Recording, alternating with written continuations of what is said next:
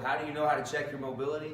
We use the overhead squat. Most places use the overhead squat. It's a great tool to use when you're trying to understand where you're going wrong with your overhead squat. Now we're not going to get too deep into this. We want to make this simple. We're going to give you one exercise that kind of helps address every point. We actually see a personal trainer or somebody who's a functional movement specialist to really help you understand the squat, the overhead squat assessment. But a couple things we look for when we do this one.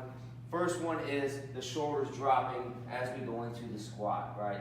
And that is usually indicative of tight thoracic spine, tight lats, and that's a good starting point to get a mobility drill that'll help you address that point, because that tight lat can wreck your squats. It can turn you into hyperlordosis, right, when we squat into here because of some of the attachments. And obviously on the overhead, it doesn't help you out because the weight goes forward instead of keeping it balanced.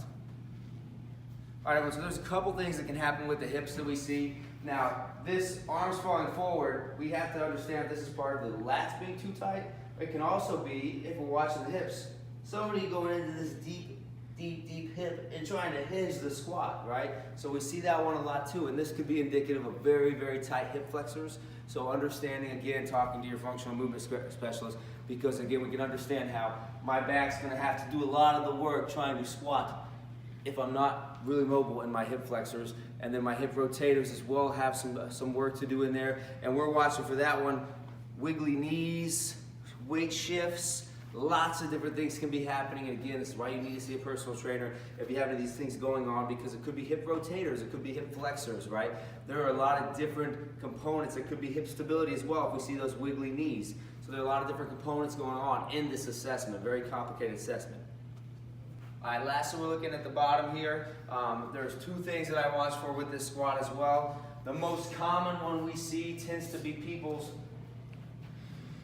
feet coming off the ground, right? So when they go into that deep flexion, their weight shifts forward and their feet come off the ground. Now, yet again, that could be hamstring related, that could be hip related. It can also be ankle related, right? So if it's a simple mobility drill to fix that ankle dorsiflexion to allow you to get into that deep dorsiflexion, that's a place to start. Now another thing we'll see is as they're lowering into it, these feet shift out, right? There's two things that can be going on here. It could be the person's anatomy and they could just have to turn their toes out slightly, and that can be a simple adjustment, right? Now what it also could be is a tight lateral calf. It could also be other tight lateral structures in the foot as far as whether or not the client has some mobility issues in the lower body.